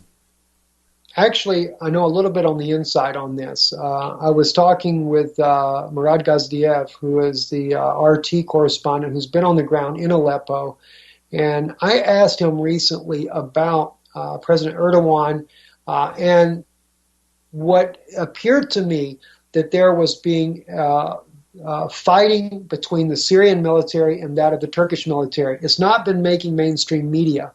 And I also asked Murad Gazdiev, why does not Russia come to Syria's aid if this is really so?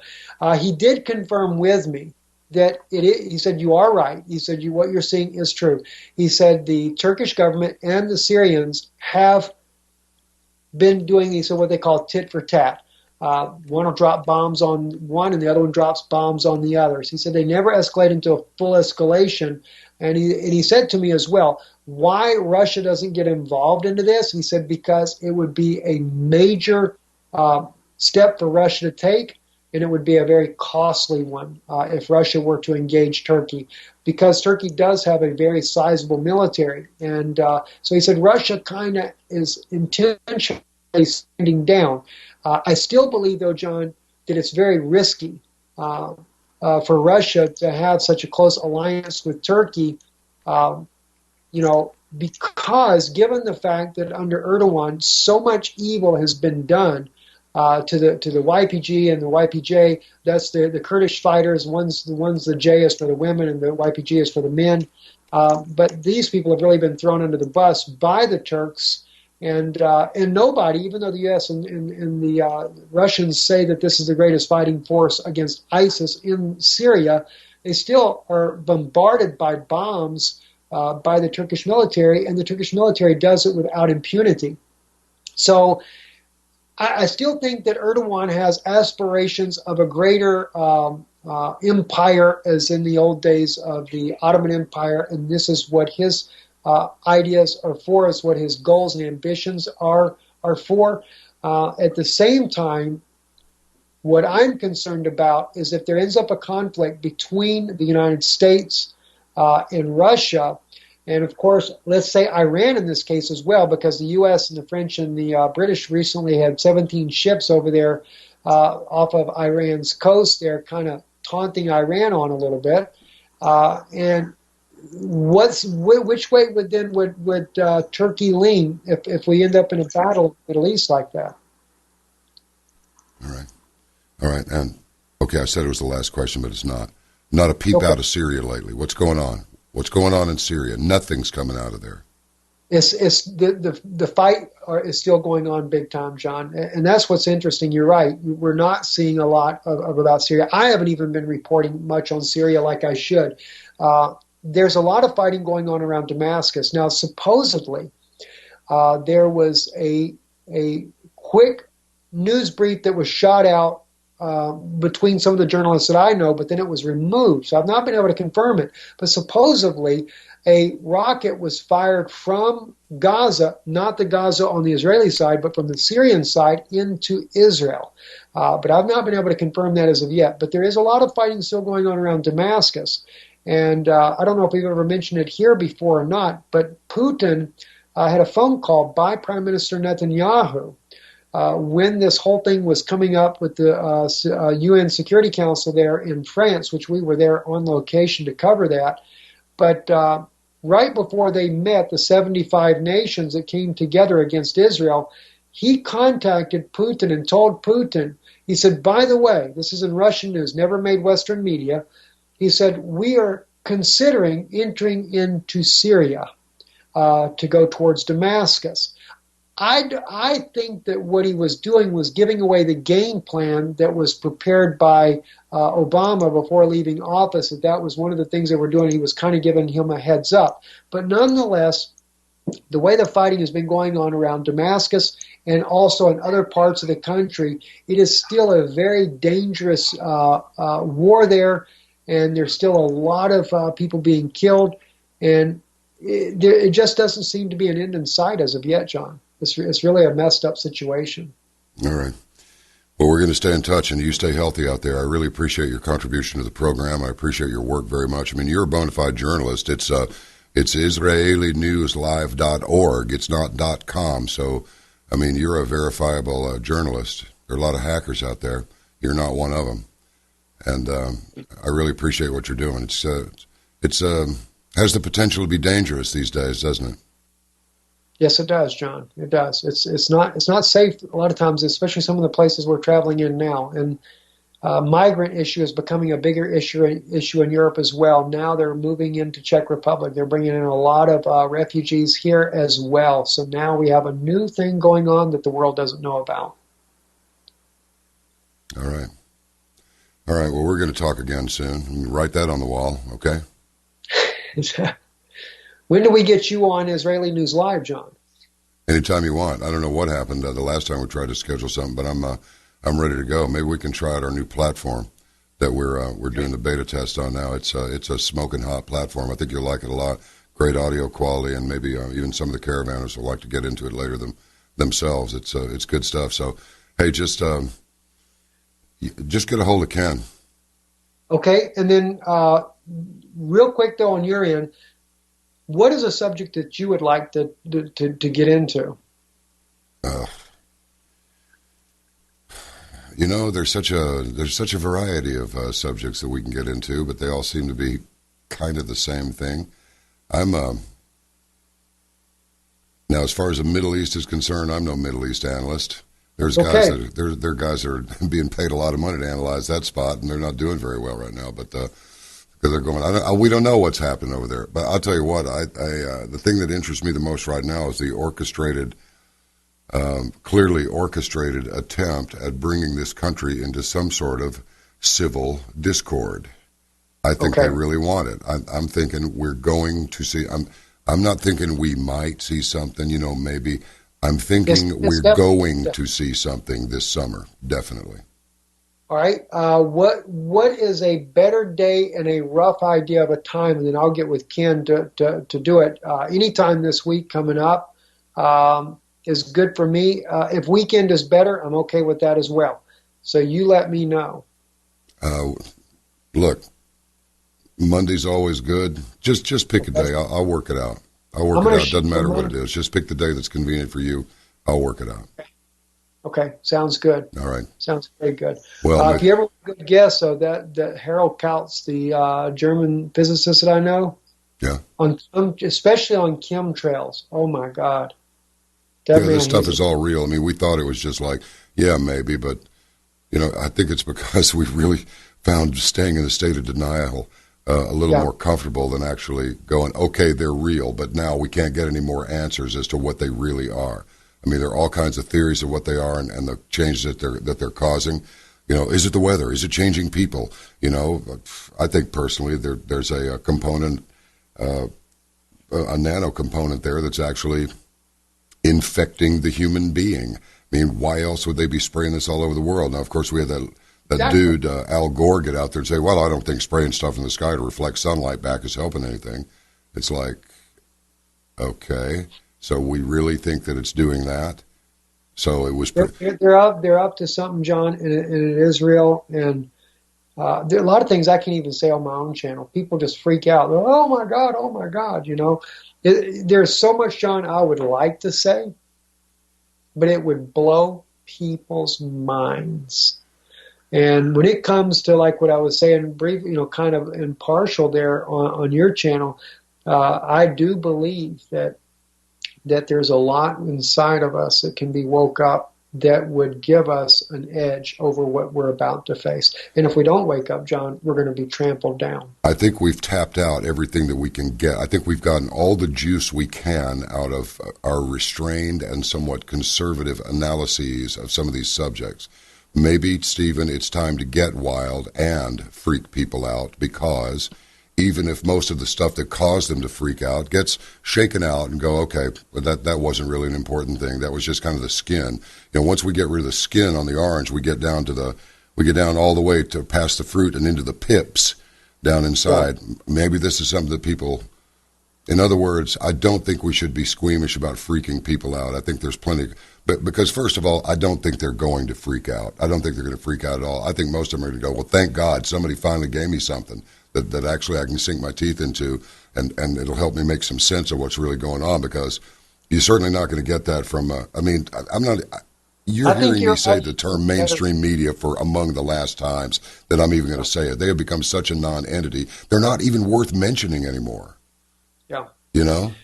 Your audiences probably would be more receptive to begin with, John. If I really, if I really went all out, they would probably be far more receptive than mine. Unfortunately, with what happened for me, is I ended up having a major Jewish, Christian, Judeo-Christian type of audience. A lot of good people, and they support the program and stuff. They do, they're really wonderful in helping us keep these things going. But at the same token, they're still in a box of what they believe, and they're afraid to really look. And the thing is, John, there's so much documentation that I have found, even in old scrolls and stuff, that they don't permit to be part of their Bible, that tells you all about this stuff that's happening right now.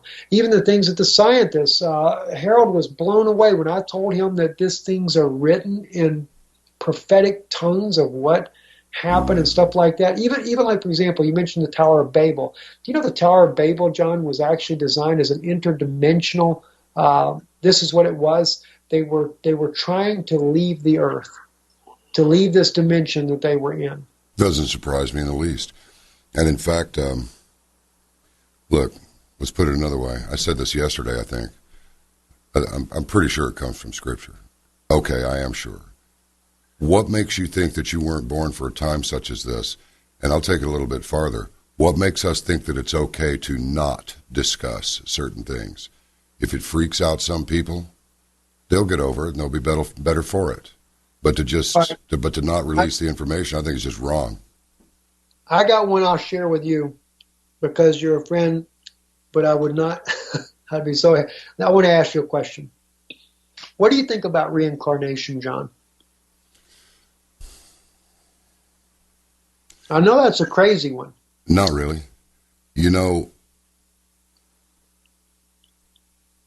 I think that it's real. I don't think necessarily that everyone reincarnates because I don't know, so I'm not about to make a declaration. But, if we all started from Adam and Eve, call Betty and Bob if you want, if we all started from two people, then that means that we are really one family of human being. Now you go, wait a minute, that's not going to work because you got different colors and you got different shapes and everything else. Like, it doesn't matter. Because we know, for example, that the East Indians, not the Native Americans, they're very closely related to what we call Caucasians by one genetic component. Is the only thing that changes the skin color and makes it a little darker. Because if you look at an Indian guy, with the exception of the dark hair and the darker skin, they look like regular Western and Eastern Europeans. They do. Right. So just because we don't understand how these things happen and we can't go, well, this and then that and then that and go through 5 steps and poof, there it is. Just because we don't really understand that. Certainly there are some people out there who do understand it because they've made it their life's work to study it. So back to your question about reincarnation. I kind of roll, as simple as this may sound, I kind of roll with what Tom Waits wrote in a song one time. And the lyric is, everything you can think of is true. I believe that some reincarnate and some do not. I think that some make it back to Father. I think some get stuck. I think some are good entities. I think some are possessed by evil entities. I think we all start off as a blank sheet of paper, at least in theory, but maybe something gets, because we're born into a fallen state, that means that all bets are off. Anything can happen. But for example, just in my own life, one of the things that really grabs me is I don't find the Civil War era particularly interesting, but there's something that I seem to have an understanding of, is that the 1800s were worse than the 1700s in some ways, as far as human health and the affliction of people, because we were crossing over during from the 18th and 19th centuries. We're really crossing over from shock warfare to more advanced kinds of warfare, and warfare seems to drive technology and advancement. In fact, some have asserted, I think it was one of the science fiction writers, Asimov or Heinlein or maybe even Clark, somebody in that crew said that virtually no technological advance is made outside of a state of war. They want to weaponize everything. The military, oh, you invented that, we want to try and weaponize it. Okay, let's set that aside. So what does that mean? That means that whole thing about being born into a fallen state, it doesn't limit the possibilities of things to go wrong with the human being, and in the natural progression of birth and then the life, and then death, and then transcendence. There could be some interference there just based on everything that has happened that's associated with the human creature being born into a fallen state. So when I look back, I started off with the Civil War. When I see certain photographs of a Civil War era buildings and Civil War era machines and so forth, I get some real strong deja vu. And I've never been a Civil War fan. I don't study that stuff. You know, to me, it's like Primitivia. But then again, when I was 4 years old, the neighbor across the street, Mr. Rose, said, I was there with my dad, just walked across the street, talked to Mr. Rose, and he said, he had a North Carolina accent. He said to Skipper, would you like to come in for some juice and some cookies? And my response was, that's a very pregnant idea, Mr. Rose. Now, where does a 4-year-old come up with language like that? You know what I mean? It was left over from something else. That's not a word that came up often when we were sitting around the dinner table. And that's just a minor example from my own personal experience. But yeah, I mean, look, time is a thing. It's not a state. It's not linear. We know that. So yes. Science has proven it. They've also proven these different little elements, these things that can appear at different places at the same time. So do I think reincarnation is possible? Absolutely. If you can think it, it exists, is the simplest way to put it. And because we have had this thought, it must exist. Sorry. It's actually a biblical proof as well, but most people never catch it. I used to never believe in it, but now I do. And like you said, I like the point that you gave because it has a lot of truth. Not everybody does. And some people, they do it willingly. Others, they don't. But at the same time, what happens is most of us, we lose the memory of the previous life. Sure. Would not drive you nuts if you didn't. Yeah. How do you know biblically that reincarnation is true? There's 2 passages in the Bible that caught my attention on this. And I picked this up mainly because I was looking at some wording in some of the other documents that are biblical documents that weren't in our Bible, and I saw it there. It's not obvious, but it's there. And then I'm like, wait a minute. There are biblical scriptures that suggest reincarnation. Here's one of them. Jesus tells his apostles, I will be with you, even in you, until the consummation, or unto the consummation, which is at the very end. How would he actually be with them at the consummation unless they come back? But that's not really that strong of one. The strong one is when Jesus is going to heal the blind man. And when he heals the blind man and he receives his sight, his apostles ask him the strangest question that nobody never thinks about. They said, who sinned, Lord, that he was born blind, him or his parents? Now, John, if you think of it, and just common sense, how could the guy that's born blind sin if he was born blind? Unless it was from another life. Yeah. And then another one, now this is one that's not, it's biblical, but it's not one that people think about either. People today say, I'm born gay. Okay, they say, I was born gay, and that's why I am. I don't disagree with them. All right, and I'll show you why.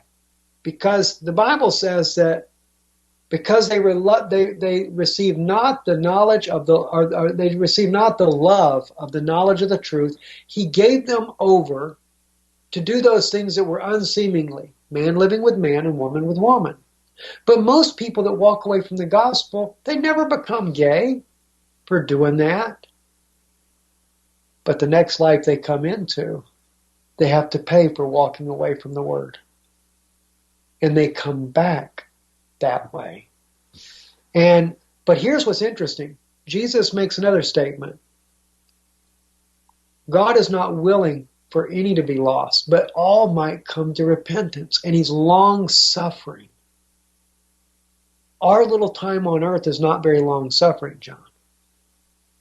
But in the case of one writing that really made me realize that reincarnation was true, it's called the Ebonite Gospel. And this is the one that is mentioned by the early church fathers by name. And you see bits and pieces all through our own canon, but we don't hear much about it. In that book there, Jesus says a very strange thing to his apostles. He said, don't put off getting your life right with God now. He said, don't put it off for another life. He said, because eventually you will come to the very end and there will be no more time left for you to make those things right. And that blew me away. You know, that some people, that's what he means by long suffering.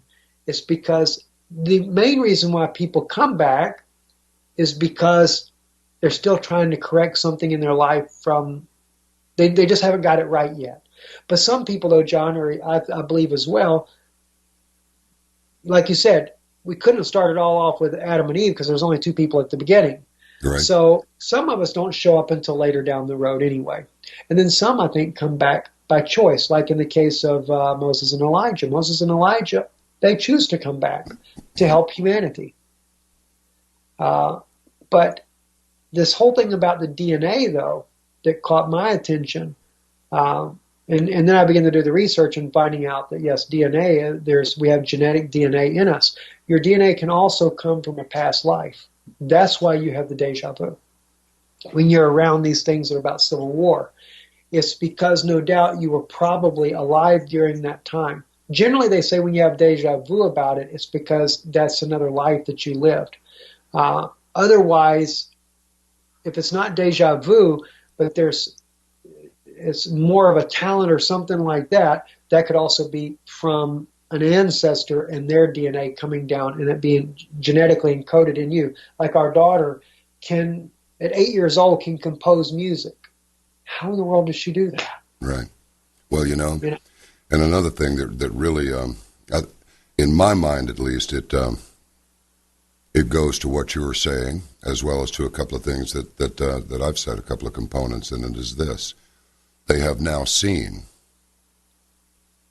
you know, energy just changes form, right? That's all. Yes. And at the moment of conception, they've actually been able to observe this, that when an egg is fertilized, there's a little spark of light. Yes. What does that tell you? Hey, Stephen, it's good talking to you, man. Likewise, John. All right, I'm gonna get with Ken and try to set up something for us for Monday. Okay, sounds good. Let's do it. Stay safe out there, man. May God continue to protect you and bless you. You're doing some noble work, in my opinion. I mean, you're in the game, and you're in it not because you have to. You're in it because you want to, and that says a lot. Thank you, my brother. We love you, John, and same for you. Stay safe, you and your family. And I'm excited about talking to you about what you think about America, because I have the same feeling as well. Yeah. All right. Well, we'll get to that. When we do the broadcast, I want to promote it to where it goes to a lot more people as well. Okay, cool. So it'll be exciting. All right, very good. I'll be in touch sooner than you think. Sounds great. Take care, John. Bye-bye. Bye. Stephen Ben-Danoon, everybody. IsraeliNewsLive.org. Wow. Well, we covered quite a bit of ground, didn't we? Yeah, we did. Well, these are just wild times. Wild suggesting disorganized and uncontrolled. I'm thinking more like exciting times. Because, you know, even the disorganization and the chaos is organized. But who's doing the organizing? That's a good one, isn't it? Until we meet again, exercise caution in your daily affairs. Keep your eyes up always and sharpen those critical thinking skills. You're going to need them as we together make ready for what's to come.